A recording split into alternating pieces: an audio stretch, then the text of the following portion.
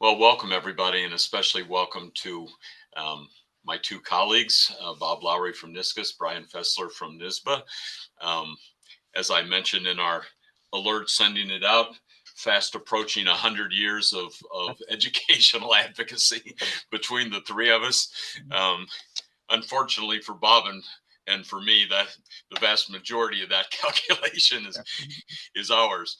But I think what we'll do, as always, this is your forum. So if either in the chat or if you want to raise your hand and have Andrea um, announce that you have a question, feel free to jump in with a question as we go through this. On my screen, at least, I'm only seeing Brian, Bob, Andrea, and myself, and so I won't know that you're asking a question. Unless you make that glaringly apparent to Andrea. So feel free to jump in. I'll just start very briefly with giving kind of an emotional overview of what they've done. Um, in any given year with our typical expectations, you know, $1.75 billion of an increase, almost 5% overall, 5.7 in foundation aid. That obviously in most years is very helpful. Some of the changes that they made, and we'll get specific in a bit, but some of the changes that they made to the foundation aid formula, specifically to the poverty index, not using 2000 census data anymore. That's obviously very helpful as well. The 2% across the board minimum, you've probably heard me refer to the executive budget proposal that they ended up largely following in terms of the 2% minimum increase. It's really a peace treaty with dollar signs attached. It was an indicator that she didn't want to argue over education aid this year. Let's argue about other things, and they obviously found enough to argue about without it, since it was 5.5 weeks late by the time they finally came out with it. Caused all of you a great deal of consternation, but the final figures between what's provided, even though that's adjusted by the later data figures that you all submit, and the fact that it's 5.5 weeks late probably exacerbated that problem as well, because you're using even later figures. But we know that there are some districts that are still in dire circumstances because of drops that they've had perhaps in other areas of reimbursable aids, but those were fully funded as well. And so overall, you'd have to say that, this was a very non-contentious effort on the part of the governor and the legislature. Legislature rejected special ed cost shifts in perpetuity, although they did extend it for a year. So lots of individual things to talk about. My overall, when I say an overall emotional reaction, it's, not a bad effort at all. It's The problem is in the lost opportunity, and the fact that in not arguing over it, perhaps even not even having something that gets a visceral reaction out of other state leaders, like not having to rescue, save harmless, and those types of things. I think perhaps they were less emotionally engaged in this one, and that prevented us from making more progress, even on what the Rockefeller Institute had proposed last year. A couple of reforms, including the poverty index, some minor adjustments to English language learners, and high need, low wealth districts.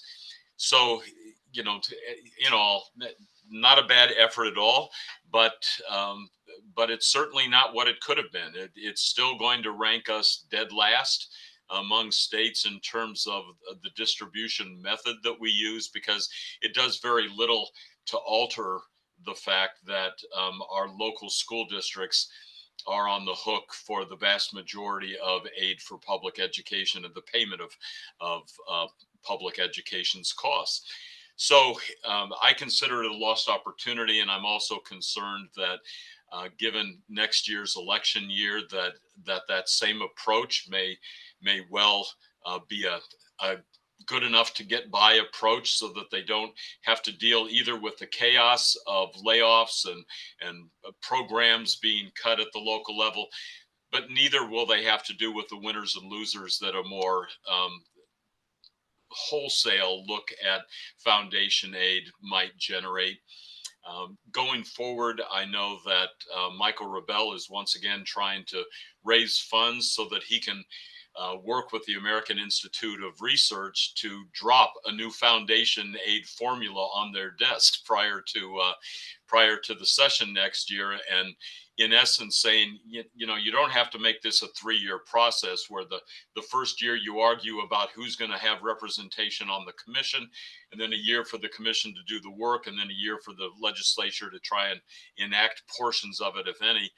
You know, here's what you need to do, take a look at it and do this, you know. So that would speed up the process, but probably not in an election year, as I say. So with that, that kind of reaction on my part, I'll send it over to Bob and Brian for general reactions, and then I think we'll kind of work our way down through so that we make sure that all of you have a pretty good understanding of the individual things that we've all highlighted that were done. So Bob, I'll pass it off to you. Okay, thanks, Dave. Yeah, I think this was the 43rd state budget that I've had some involvement with, either from the inside or the outside. 36 of those I was involved with school aid, and you know, every year is different. This year, I felt like there were a greater number of uncertainties to deal with, but they were relatively small in size. Last year, we had the threat of cuts to safe harmless for about half the state school districts. I think, you know, much more significant magnitude. Frankly, I heard a lot more from superintendents about the complications of a late state budget in formulating their district budgets than this year. This year, there were questions about will the final budget have a greater guaranteed minimum increase than the 2% proposed by the governor. Both the Assembly and Senate in their one house budgets had higher figures, 2.9 and 3% in the two houses. There was an issue with New York City and how the poverty measures affected the city. And we expected the legislature would attempt to do something to remedy that, perhaps in the regional cost index. And if they did something in the regional cost index, would it affect just New York City? One other region? I think one of the houses would have affected 4 regions beneficially. It felt like we were getting more traction this year on finally getting an increase in CTE funding. And we ultimately did, starting with aid payable next year. And I think that's a huge triumph. But we didn't know whether that would happen. And, you know, I would have hoped, frankly, that it could have been applicable for 25-26 aid. That could have helped with some of the problems that arose with, for example, database updates. About a quarter of the districts in the state receive less foundation aid under the enacted budget than under what the governor proposed. That's entirely due to database. You know, we anticipated there would be some changes, some hopefully beneficial changes to foundation aid, but I wasn't expecting a huge sum to be added. Again, it wasn't like last year. We did have some significant wins. Something that my colleague Greg Burke put on council staff put a lot of effort into was getting the retiree earnings exemption extended, and the enacted budget that does that for 2 years. I take that as kind of a message to us. You've got 2 years to figure out other ways to improve your hiring issues, other remedies to hiring shortages. But that is a significant victory, as was the increase in CTE funding. Also, some changes regarding the zero emission bus transition, but we still have more work to do. The Educational Conference Board and some other groups will be doing a lobby day tomorrow on the issue. It's been coordinated by my colleagues at the School Boards Association, and I'll stop there and turn it over to Brian. Thanks, Bob, and thanks, Dave, for the invitation to join you all this afternoon. I mean, I think I'm pleasantly surprised with this final budget. I think, especially in the context of what we might have been expecting or thinking about heading into this year's process. As Bob noted, a lot of the uncertainty, a lot of us probably understandably have some PTSD from last year's battle around foundation aid. And I think, I'll at least speak for myself, but I imagine a lot of us, headed into 2025, in late 2024, were anxious about what a foundation aid proposal might look like. The Rockefeller Institute study, produced a lot of good information, kind of a buffet of recommendations, but the origins of that study requirement kind of came as a result of negotiations over, cuts to save harmless, no increase in foundation aid ultimately for all districts on save harmless, and lower than current law figures in terms of a foundation aid. So, that proposal and end result, plus this Rockefeller Institute study, I think a lot of us were anxious headed into this year's cycle. And so I think, perhaps less so the changes in the school aid package from executive to enacted over the past few months. But if you had asked me in November 2024 how I would feel about a 1.4 and change $1 billion increase in foundation aid, which on a absolute dollar basis is the third largest increase in foundation aid over the 15 almost 20 years of the formula, I would have been pretty surprised and I think pleased. It begins kind of touching the low-hanging fruit of some of these formula updates, census poverty, changing over to SAPE data, full changing over to economically disadvantaged. Those were kind of the, I'll say easy, for lack of a better term, formula changes. And I say easy in the sense of, there weren't constituencies really, debating those points. New York City obviously expressed some frustration over the past few months because those changes, absent other changes, led to a lower increase than they would have seen under the old formula. And that's where a lot of the, as Bob noted, a lot of the discussions around foundation aid over the past few months seem to be, surrounding that issue. Frankly, I'm surprised that there wasn't a meaningful add to New York City from executive to enacted because of that issue. And the adjustments, as Dave noted, to English language learners, that weighting, and a small tweak to the regional cost, a Westchester County specific regional cost index. The phrase that I've used is maybe thematically consistent. We've talked about regional cost index and how not only is that outdated, but perhaps the structure should be reviewed and changed. And there's been a lot of talk about kind of a belief or understanding that likely the ELL weighting of 0.5 was probably too low. And so I think, speaking for NYSSBA, appreciate movement in that area. It was probably done a little bit more, out of political necessity or in a politically targeted way than we would prefer, I think. But it's at least touching on areas and moving in a direction on issues and items within the formula that a lot of us have talked about. And so thematically consistent is probably the most complimentary I can be on that particular piece. But the fact, we're more than 15 minutes into this thing and we haven't talked about universal school meals, I think is a huge win, but also the fact that we're just mentioning it now for the first time is reflective of the fact that there are a lot of good pieces in this budget. Certainly, there are challenges that still exist. We have, I think it was north of 375 school districts are on that minimum 2% increase in foundation aid.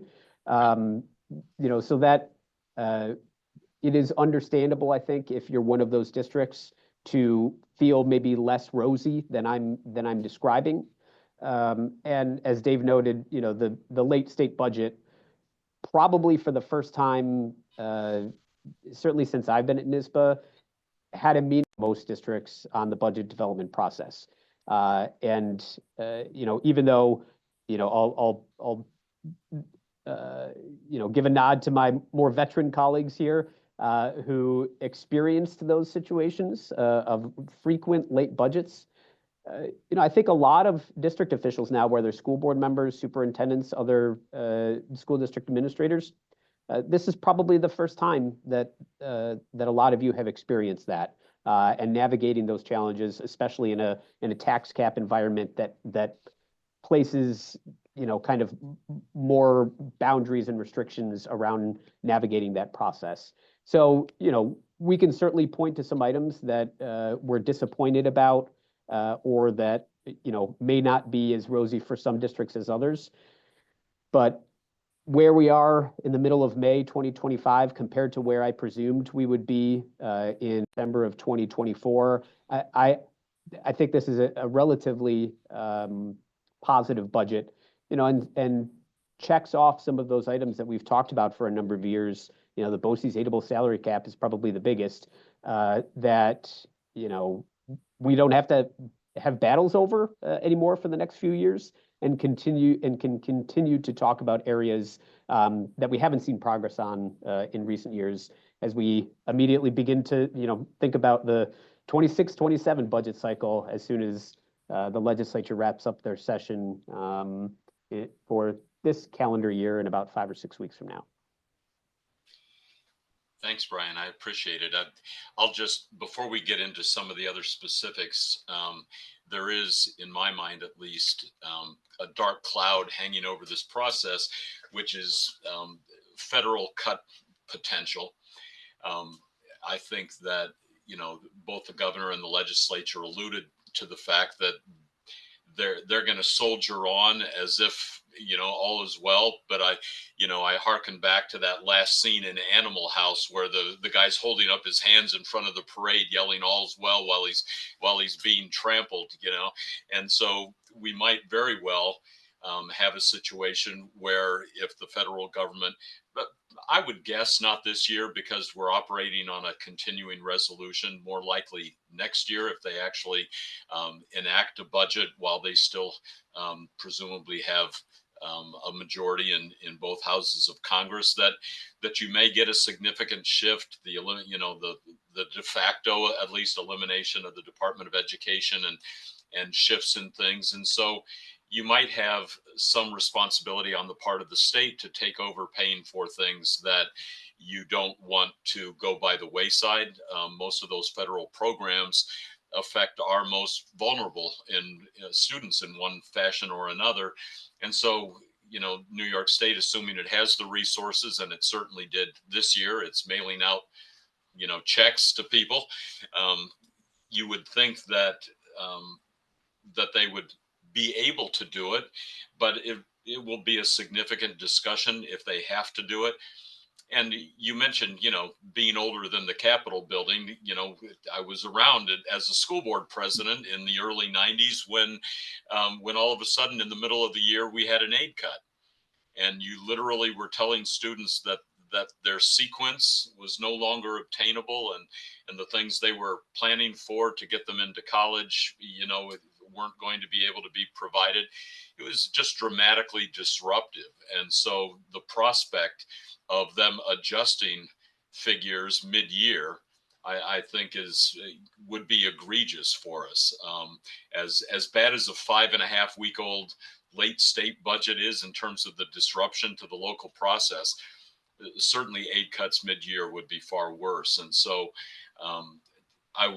to the extent that I can sound an alarm about that, and to the extent that districts have the ability, you might want to put some away for a rainy day, because there may well be increased volatility in the future. This was about as smooth sailing a budget as I've experienced. I mean, to come out without having to play defense in major areas, that's what makes it disappointing in my eyes, at least, that we weren't the cat at the bottom of the Christmas tree swatting over here at something that the governor or legislature wanted us to spend time and effort on, so that we didn't get to reforms that were long awaited, much needed. And we should have been able to make inroads there.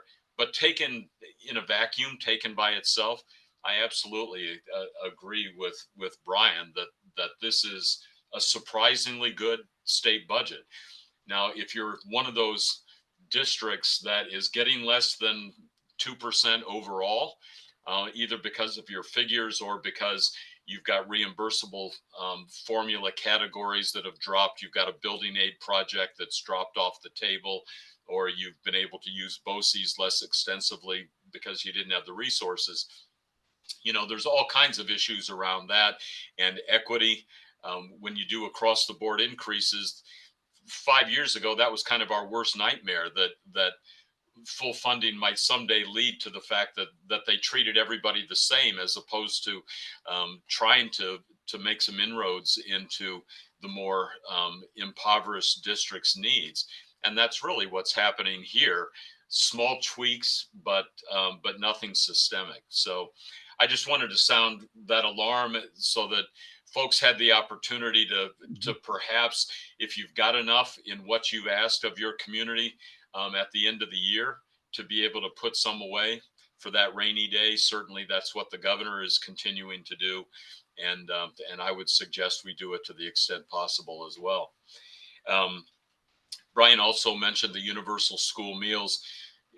Healthy increases to foundation aid, kept the reimbursable aids, and increased, put money in there, $100 million for zero emission buses, money for the universal school meals program, so that the state, since the pandemic, since they ramped up their effort during the pandemic, has really continued on a pace that it was not on prior to the pandemic.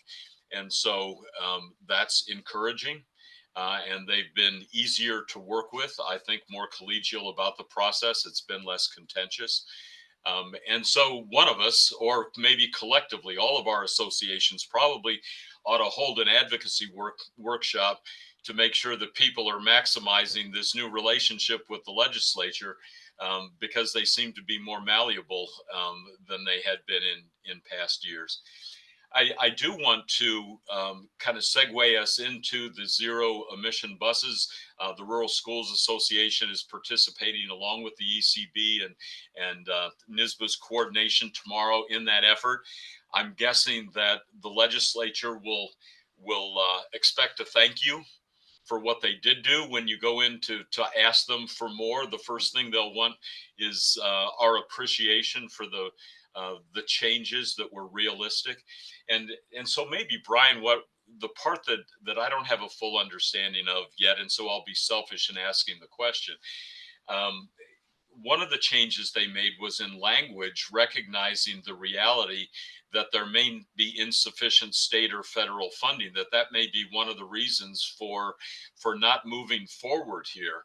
And I've kind of proposed that maybe we make the most out of that maybe that could go further than simply being a 2-year waiver, that maybe we can parlay that into, hey, we'll do this when you do come up with the money, right? An additional $100 million buys less than one bus for less than 1/3 of the districts, let alone infrastructure, transfer stations, charging stations, underground cable, all of the things that you need to pull this thing off.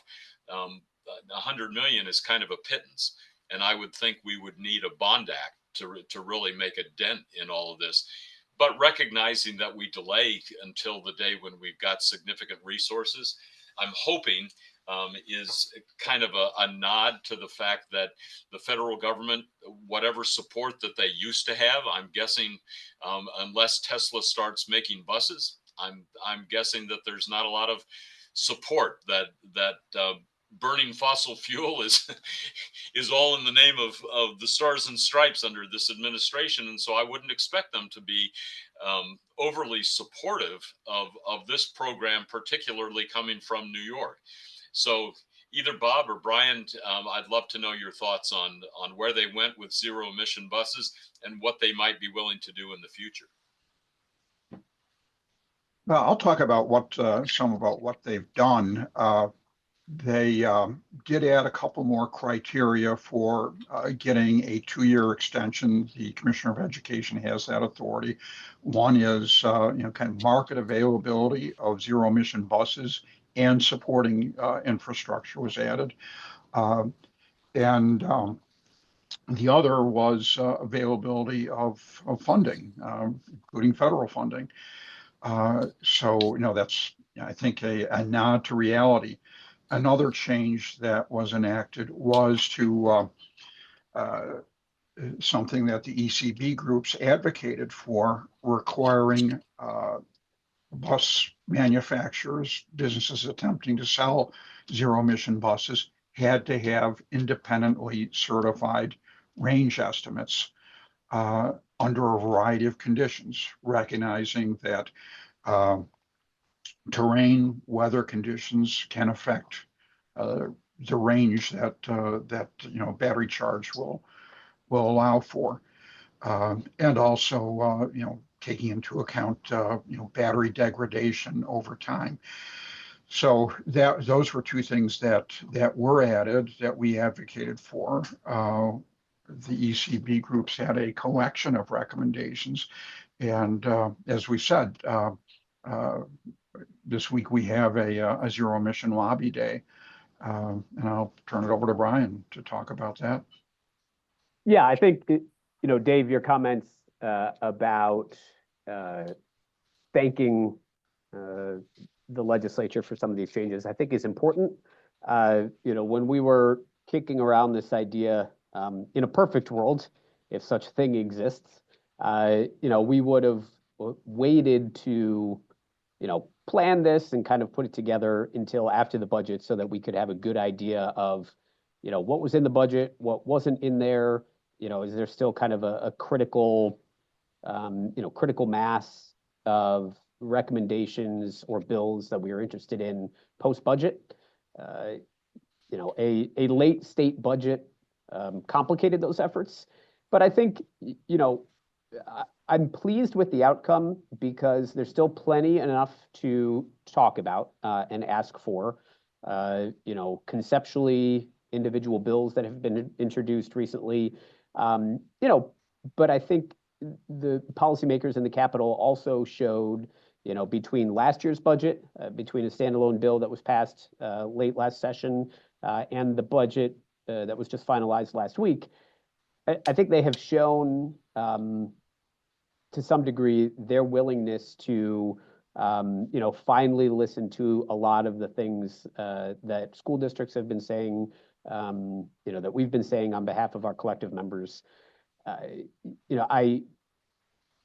I think, part of what's factoring in is just that consistent voice, but also, there are some legislators who I think, and probably the governor included, who are begrudgingly agreeing to some of these changes.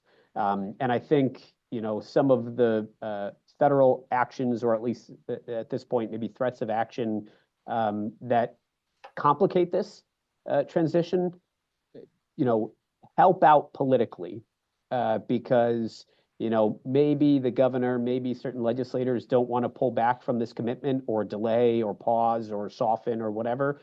But from a political standpoint, if they can point the finger of blame to, the president in this case, or, congressional members from the other party and say, we had a good plan in place, even though we all, know it wasn't necessarily as smooth as that. They can say we had a good plan in place, but now, those folks down in Washington, they're screwing this up and they're making it, difficult for school districts. We know there's much more nuance to that, and we know a lot of the things that we're talking about, we have been talking about for the past 2 or 3 years on this. But politically speaking, if it makes it a little bit, easier for them to find that off ramp, no pun intended, from the current transition timeline and structure, then, if that works to our advantage and we get to the point where we want to be, I'm happy to tap into that. I view this second waiver authority, and it's district specific. It's not automatic. It's not carte blanche. But the second 2-year waiver provision against the 2027 deadline, it by itself doesn't solve or address a lot of these barriers, but it kind of extends that period of time for some of these things to work out on their own, but then also extends the period of time for us to continue to, find meaningful, adjustments or fixes or solutions to some of these barriers. So, I think exactly to your point, Dave, I think half of this is going in tomorrow and saying, thank you for listening to us, especially, over the past year or two, including in last week's budget. And now that we have a little bit more time for the districts that need it, here are the things that we can all work together to make a meaningful difference, to check off, frankly, as many boxes for as many involved parties as possible.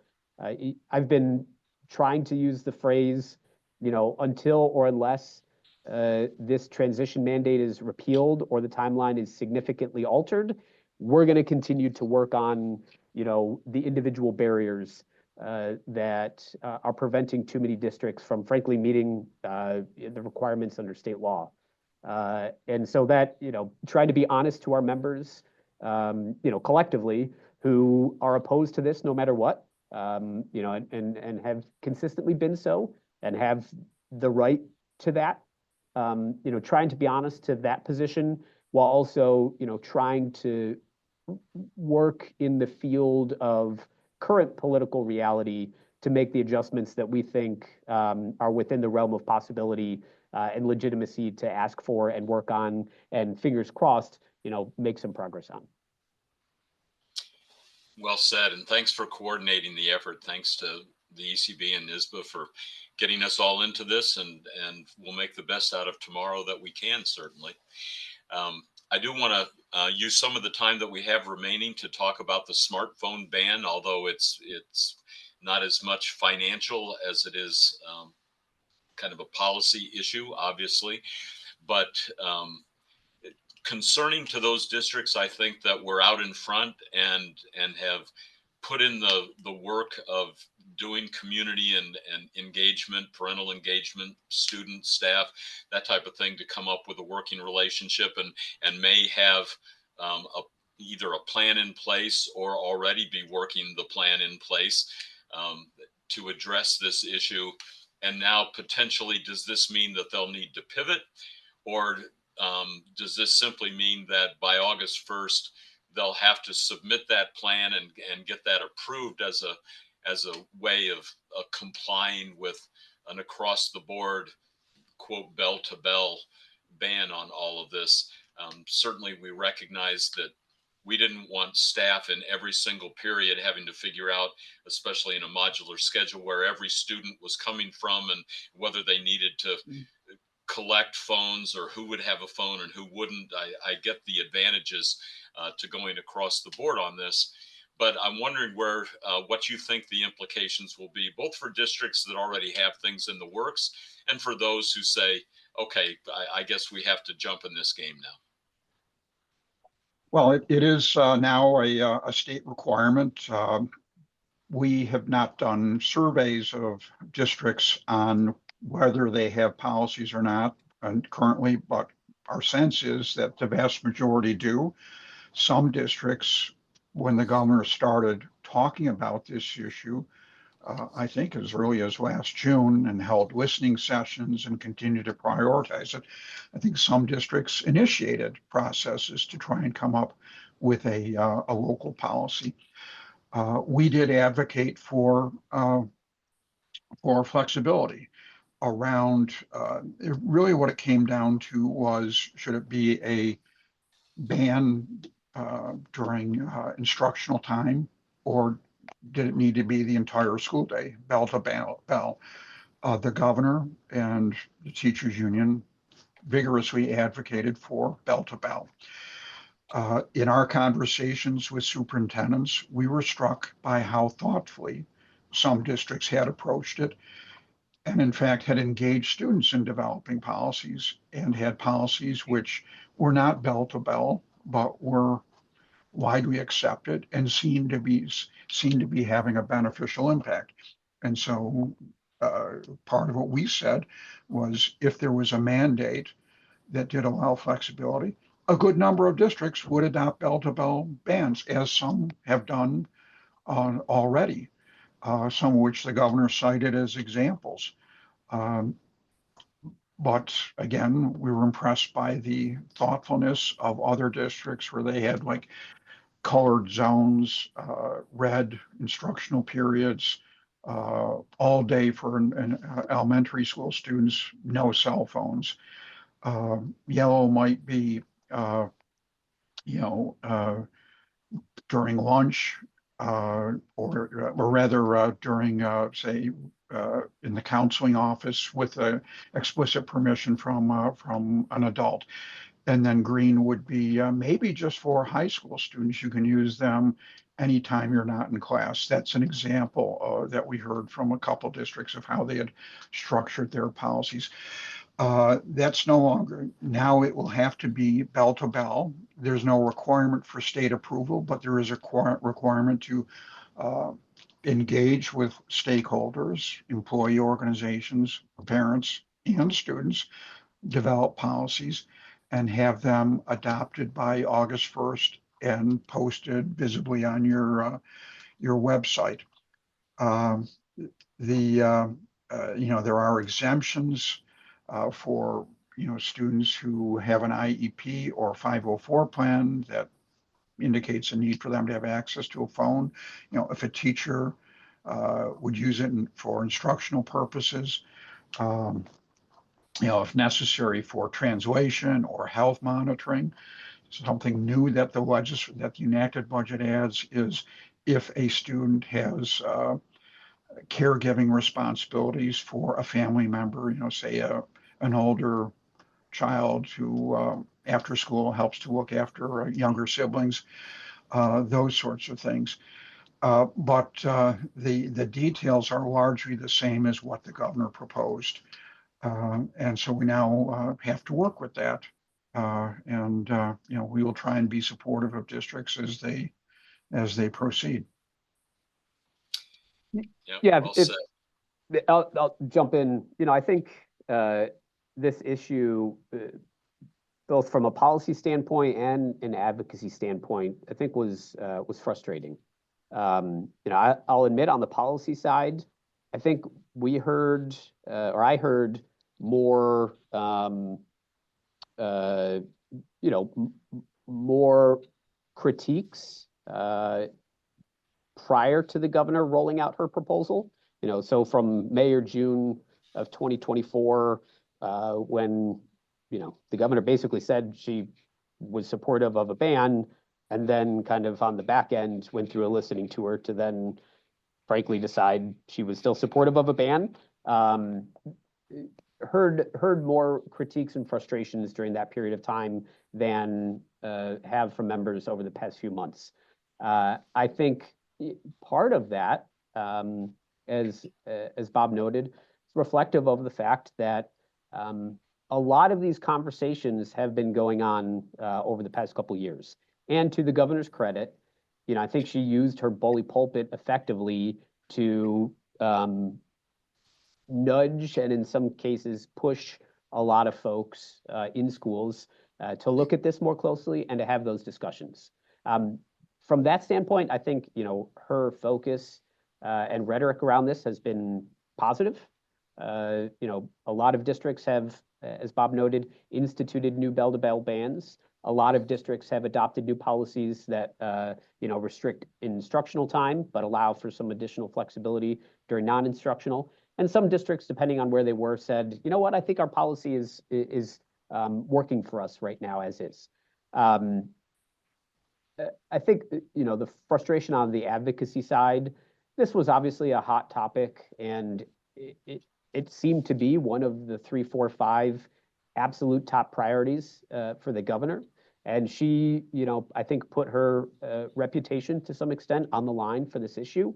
And so a win, as close to an absolute win, was important for her, I think, you know, from a policy standpoint, but then also kind of by default from a political standpoint as well. I think the challenging advocacy part was, you know, the governor and other, you know, proponents focused on districts that have bell-to-bell bans and like them and said, see, this works. You don't need to complain because once you get to this point, it will be good. You know, there may be, you know, bumps in the road in the beginning, but it'll smooth out. That always felt very odd to me because those districts got there through those local conversations. And sometimes those conversations were more bumpy than others, but they got there on their own. They were not forced into those decisions. But what the governor's proposal said was, I don't want it to happen that way. I don't want those conversations to occur locally. I want the entire state to do this, you know, with some ability to make some, I think, very, very minor decisions on their own. But for the most part, this is a, you know, a state requirement. I think that was somewhat challenging. The other part, and I've talked a little bit more, a very minor part, I think, of a late budget is, as Bob noted, these policies have to be in place August 1st. That's, you know, there's about 4 weeks of the school year left, 4 or 5 weeks, depending on the district. That is a really, really condensed period of time, even though this plan is largely what the governor proposed. I had a lot of districts reach out and say, is there something we should be doing now? Should we be making decisions now? You know, and my best suggestion was look at the governor's plan. I assume it's going to be really close to what she proposed, but until we have a final budget, we don't know for sure. And so I think, you know, I think there are challenges, frankly, probably more operational and administrative for districts at this point in the game. But I think that was kind of a frustrating political process, how we got from, you know, idea in May 2024 to, you know, now statutory plan in place May 2025. The only thing that I would add is kind of a psychological concern that I have with this approach, because I know on almost anything else that you tell people they can't do until a certain time, you know, if you tell me that I can't eat cookies until 4 o'clock in the afternoon, I can tell you what I'm doing at 4:01, right? So, you know, you have the same thing. You can't touch that phone bell to bell, you know, so all of a sudden you're standing in line for your bus and everybody's staring at their phone, you know, and you wonder about the efficacy of the approach if we're not doing anything else beyond that. If adults are still modeling, you know, the bad behavior, if in the workplace we don't have those kinds of things, you're wondering if, you know, like the mediocre success we have in curbing underage drinking or smoking or any other activity, you know, that you get, or marijuana use now that it's legal, you know, you get some bleeding into the high school, you know, for all of those things that start early. And I'm wondering about cell phone usage as well, based on the kind of the same construct. Yeah, Dave, appreciate that. And that's something that we said. I will tell you, I've listened to lots of podcasts, including one this morning. And depending on local circumstances, if I were a school official, I could see myself saying, we should do bell to bell. Again, I've been impressed by the thoughtfulness that some districts approached and where they landed, often with the engagement of students. But in fact, a point we made over and over again is kids spend less than half their waking hours for less than just about half the days of the year in school. So there's all kinds of time for addictive, abusive use of smartphones to happen outside of school. And something that really struck us in engaging with our members was they said, don't we have a role to play in teaching kids about responsible use? And part of that could be allowing some students, high school students, for example, to learn to make those choices for themselves with some guidance from adults and limitations. And part of what we said very early on to the governor was, we think, yes, there should be some restrictions. There should also be a strategy for teaching about responsible use. And there should be something like a public health campaign emphasizing to New Yorkers why the state is doing this. And the last point, something that I think Brian touched on, is it feels like the world has changed, at least in some parts of the state. I recall early in my time with the council, an education commissioner saying, you need me to tell you, you have to do this. And often that was enough. We have to do this because the state is requiring it. But I think school officials, they take an oath of office. They'll still try and carry out requirements.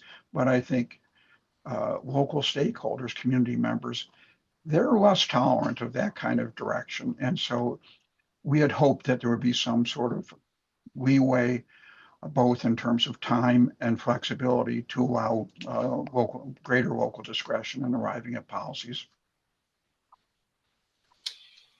Anything else within the budget, fellas, that, there are any number of individual things that you each have listed and I've listed in our alerts and analysis, that type of thing.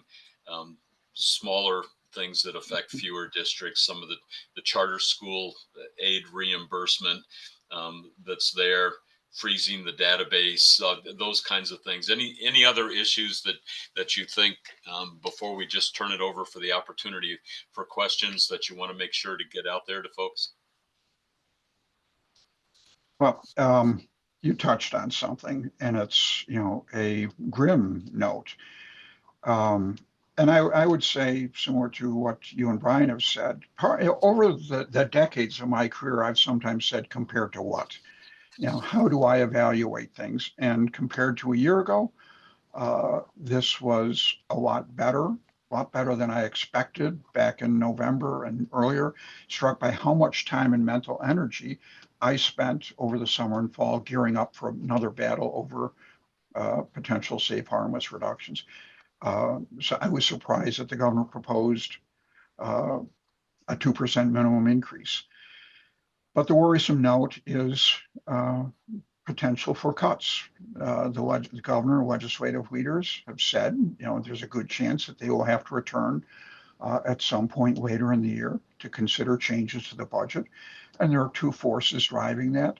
One is the potential for cuts in federal aid, and especially in healthcare, Medicaid. Those could have reverberating effects on the entire state budget that might necessitate reductions in other areas, potentially including school aid, if the impact is severe enough, and also if there's a recession. And the budget does include a unique provision this year that would allow the governor to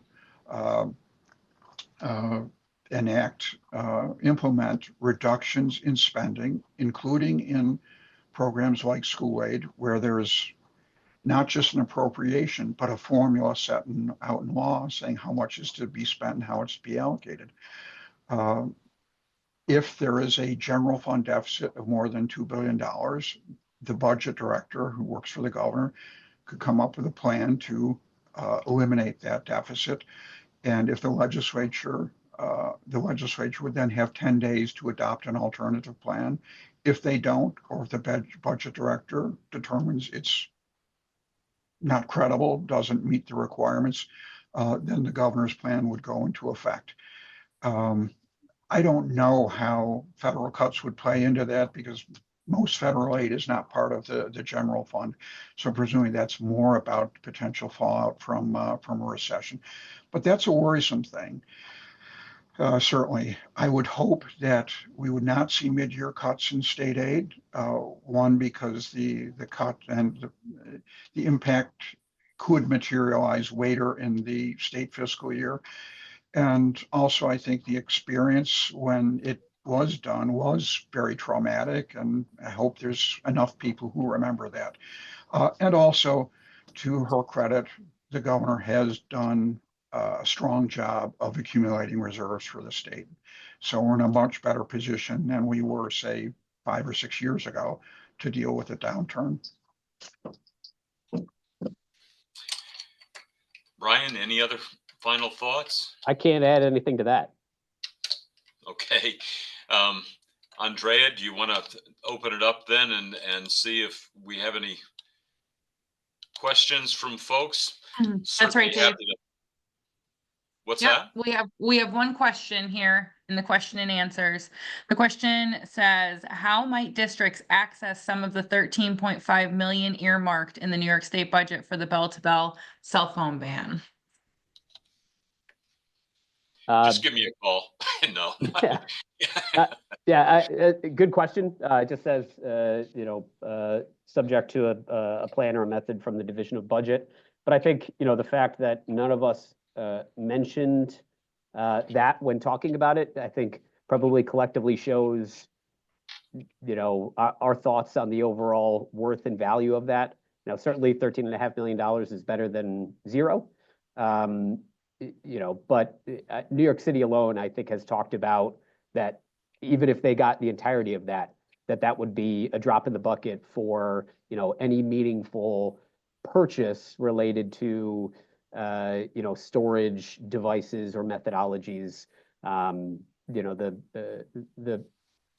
The out on this is there are low or no cost ways to store devices for a lot of districts. A locker is one expressly allowed in statute as the storage method or device.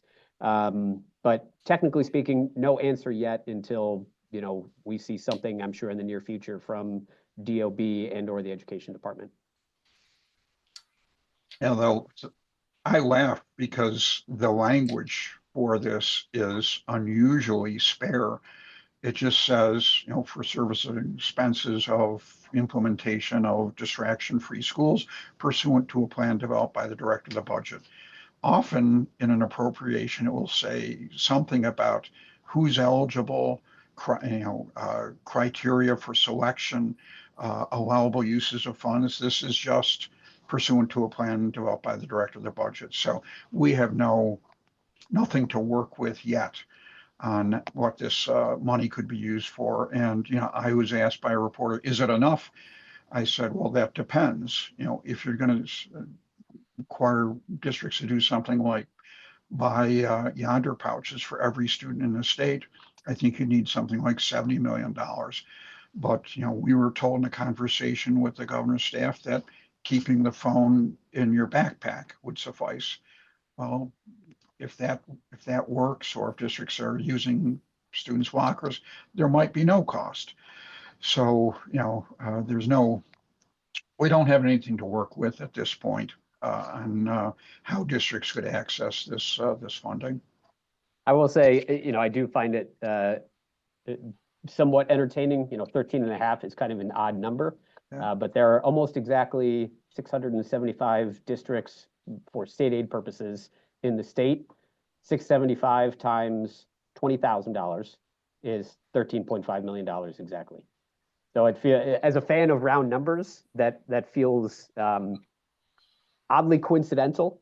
And whether or not it happened that way, think about $20,000, for your entire district, whether you're a district like New York City with 1 million students, or a district with 90 students. For the most part, $20,000, will not go a long way if you're buying anything related to this, beyond maybe some pretty signs saying, internet-enabled devices can't be used. But so I think that's, again, the fact that we didn't touch upon that, I think probably is reflective of, the little marginal impact that this will probably have as part of the overall requirement. As we wrap up here, just our appreciation on behalf of those of us who kind of enter into this fray as a career, that it's always helpful, and it was helpful this year. The legislative breakfast you held, the lobby days that you held, the meetings that you had, the three of us, I always say that the three of us give them theory, but only you can make them care, you know, because you've got the things that people care about, their money and their kids, and they share constituents with you. And so that's always very helpful when you spend the time and effort to build a relationship with your local legislators. And so thank you for assisting in that effort.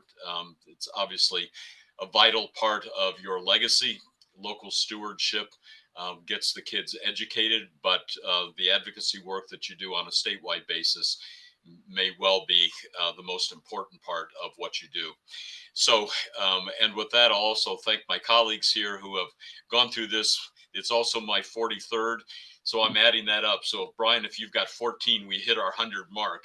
I think I could do that at least. I'll carry I'll carry it across the 2-yard line. Perfect. Well, thanks, folks, everybody, for joining us. Hang on just a second, because I see that we've got one more question here. Is the executive branch receiving detailed information from NYSSBA on the studies that have been required on the efficacy of the zero emission bus requirement? So I'll throw that open to you guys. I'm not sure if by executive branch you mean you know, specifically the governor's office, presumably. I would imagine at some level, you know, those reports to that I think SED collects. If there's any interest, I'm sure that those have been reviewed, but I haven't had any conversations that I can think of explicitly at that level with regard to the reports with the governor's office. The fact that they continue to make them a key component, you can only get your waivers if you've shown that you've engaged in that process. I think it at least they find value in them, and you would hope on some level that they would have informed their decision to make the changes that they were willing to make going forward. Hopefully those studies embedded some of the challenges and urged them toward making some concessions on either the timeline or the practicality moving forward. So you hope, but we're not privy to those backroom conversations, and so we don't really know whether or not they've been used. Yeah, I would say, you know, having worked for a governor,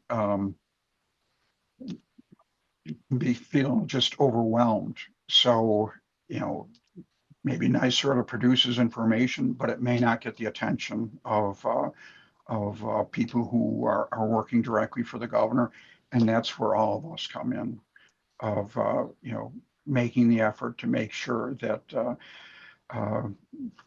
people actually making the actual decisions or advising those who are making the decisions understand how challenging this is and impossible in some circumstances.